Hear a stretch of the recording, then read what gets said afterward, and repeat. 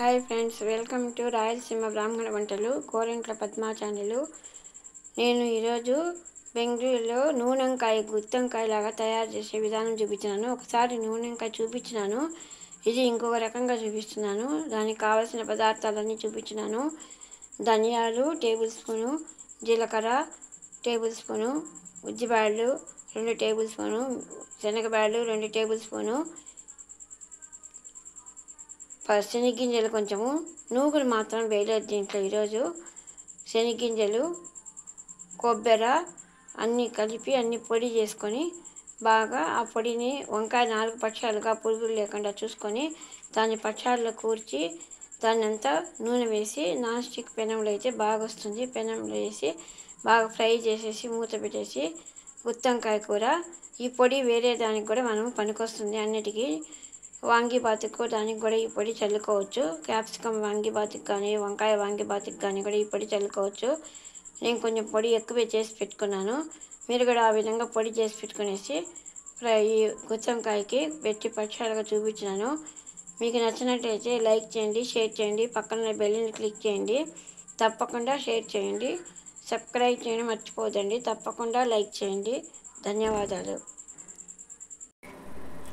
Hi friends, welcome to Rayalaseema బ్రాహ్మణ వంటలు. గుత్తొంకాయ కూర నేను చూపించినాను. ఈరోజు ఇంకో రకమైన గుత్తొంకాయ కూర. దానికి కావాల్సిన పదార్థాలు: వంకాయలు ఒక 1/2 కేజీ తీసుకొని ఈ విధంగా ఇది పెట్టి బాగా 4 పక్షాలుగా తరుక్కొని పురుగులు చూసుకొని ఇట్లా వెన్ని నీళ్ళల్లో ఉప్పు పసుపు వేసి పెట్టుకోవాలి. తర్వాత దానికి కావాల్సిన పదార్థాలన్నీ వేయించుకొని పొడి కుట్టుకోవాలి. శనగపప్పులు, శనగబ్యాడలు కొంచెము 2 టేబుల్ స్పూన్ శనగబ్యాడలు. మనం పొడి కొట్టి పెట్టుకున్నా కూడా దేనికైనా పనికొస్తుంది. నేను కొద్దిగా ఎక్కువగానే పొడి కొట్టి పెడుతున్నాను. ఉల్లగడ్డ పులుసులకు కానీ దేనికైనా కానీ బీన్స్ పులుసులకు కానీ ఈ పొడి పనికొస్తుంది. వట్టి పులుసు చేసేటప్పుడు వాడుకోవచ్చు. దీంట్లో నూగులు వేయలేదు. ఎండు కొబ్బరి ఒక 2 టేబుల్ స్పూను, శనగబ్యాడలు ఒక 2 టేబుల్ స్పూను, ఉద్దిబ్యాళ్ళు 2 టేబుల్ స్పూను, జీలకర్ర 2 టేబుల్ స్పూను, వేడికాయలు ఒక 4, మామూలు కాయలు ఒక 4, మిరపకాయలు తగినంత కారము, చింతపండు ఒక కొంచెంగా దీంట్లోనే పొడిలోనే కొట్టేయాలి. పప్పులు ఒక 4 పిరికడు, శనగగింజలు ఒక పిరికడు, ధనియాలు ఒక 2 టేబుల్ స్పూను. అన్నీ ఈ విధంగా దూరగా వేయించుకునేసి బాగా దీన్ని పొడి కొట్టుకునేసి ఈ పొడిని దీంట్లోకి వేసేసి కొంచెము ఇట్లా నాన్ స్టిక్ బాణలు ఉంటే దాంట్లోకి ఆయిల్ వేసేసి ఈ కూర్చిన వంకాయలన్నీ వేసి మూత పెట్టేసి ఈ పొడి మిగిలింది మళ్ళీ కావాలంటే కలిపి దాంట్లో వేసుకోవచ్చు. చింతపండు కూడా దీంట్లో వేసినాయి కాబట్టి నూనెలోనే మగ్గిస్తే ఈ వంకాయ కూర చాలా టేస్ట్గా ఉంటుంది. మీరు కూడా చేసుకొని చూస్తారని తెలుస్తాను, తప్పకుండా చేయండి. బెంగళూరులో ఈ విధంగా ఈరోజు నేను ఇట్లా వంకాయ కూర చేయాలనుకున్నాను కాబట్టి మళ్ళీ మీకు ఇంకోసారి చూపిస్తున్నాను. మీరు కూడా చేసుకొని చూడండి, తప్పకుండా లైక్ చేయండి, షేర్ చేయండి, పక్కన బెల్ని క్లిక్ చేయండి. ధన్యవాదాలు. ఈ విధంగా జారులో పొడి వేసుకోవాలి. ఇట్లా బాగా కోసుగా బాగా మెత్తగా నున్నగా గ్రైండ్ చేసుకోవాలి. ఉద్దిబ్యాళ్ళు, శనగబ్యాళ్ళు, ఎండుమిరపకాయలు, వేడికాయలు ఒక 5, మామూలు మిరపకాయలు ఒక 4, ధనియాలు, జీలకర్ర, మెంతులు వేయలేదు, ఇంకా కళ్ళు, 4 శనగగింజలు, పప్పులు అన్నీ గ్రైండ్ చేసి ఈ విధంగా పొడి చేసుకునేసి ఈ పొడిని తీసుకొని ఒక్కొక్కటి ఇవి తీసుకొని వీటిలలోకి పొడిని కూర్చుకోవాలి. అన్నిటినీ కూర్చుకున్న తర్వాత చూపిస్తాను. అన్నీ ఇట్లా బాగా కూర్చుకునేసి నూనె ఆయిల్లో పెట్టి ఫ్రై చేస్తే చాలా బాగుంటుంది. మిగిలిన పొడి అంతా వేసుకోకుండా ఇది కొంచెం ఉంటే దేనికన్నా పనికొస్తుంది. ఇంకోసారి చేసుకున్నప్పుడు కొద్దిగా వేసుకొని మిగిలిన పొడి మళ్ళీ నీళ్ళు వేసి కలిపి వంకాయల్లోకి బాగా మగ్గినాక వేసేయచ్చు. ఈ విధంగా వంకాయలు ఉప్పు పసుపు వేసి పెట్టుకొని ఈ పొడిని కూర్చుకొని ఆయిల్లో వేసుకుంటే చాలా టేస్ట్గా ఉంటుంది. ఈ పొడి చాలా బాగుంటుంది. ఈ విధంగా చేసి పెట్టుకోండి. మీరు కూడా పొడి చేసే విధానం చూపించినాను. ఇట్లా ఈ నాన్ స్టిక్ పెనం కానీ ఏ పెనం కానీ పెట్టేస్తే దీంట్లో బాగా వస్తుంది. దీంట్లోకి ఆయిల్ కొంచెం ఎక్కువ పడుతుంది. ఒక 5-6 టేబుల్ స్పూన్ ఆయిల్ వేసేసి ఆవాలు, జీలకర్ర చిట్టపట్టలాడిన తర్వాత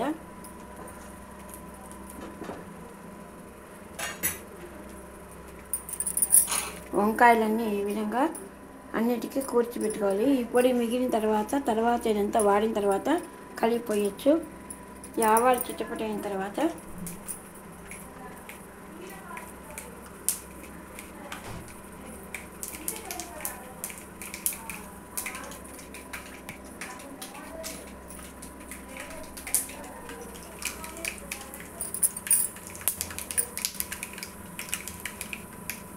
ఇందుకు వంకాయలు ఒకటి ఇట్లా వరుసగా పెట్టేయాలి.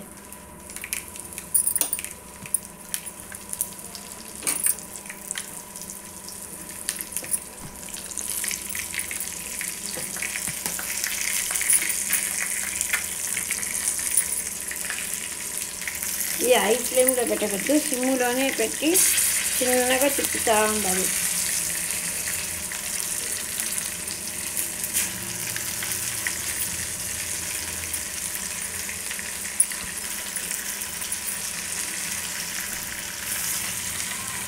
విధంగా పెట్టి సిమ్లోనే పెట్టి ఇంత లైట్గా అట్లా కుదిస్తూ ఉండాలి. ఎక్కువ కలయిపోకూడదు, మెల్లగా అట్లా అప్పుడప్పుడు తిప్పుతూ ఉండేసి మూత పెట్టి 2 నిమిషాలకు ఒకసారి కలయపెడతా ఉండాలి. ఈ విధంగా ఈ పొడినంతా మిగిలిన పొడిని మళ్ళీ నీళ్ళు వేసి కలిపి పెట్టుకోవచ్చు.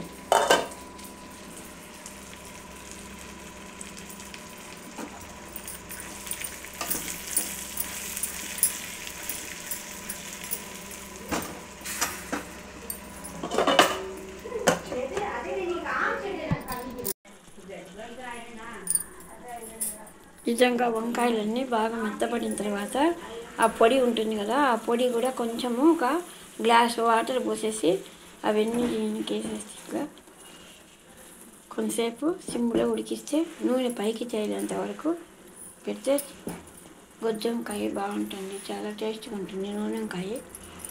మీరు కూడా చేసుకొని చూస్తారని తెలుస్తాను. లైక్ చేయండి, షేర్ చేయండి, పక్కన బెల్లని క్లిక్ చేయండి. తప్పకుండా లైక్ చేయండి, సబ్స్క్రైబ్ చేయండి. ఇట్లా కుత్త సిమ్లో పెట్టి మూత పెట్టేస్తే ఒక 5 నిమిషాలకు దగ్గరికి పడుతుంది. నూనె తేలేంత వరకు పెట్టాలి.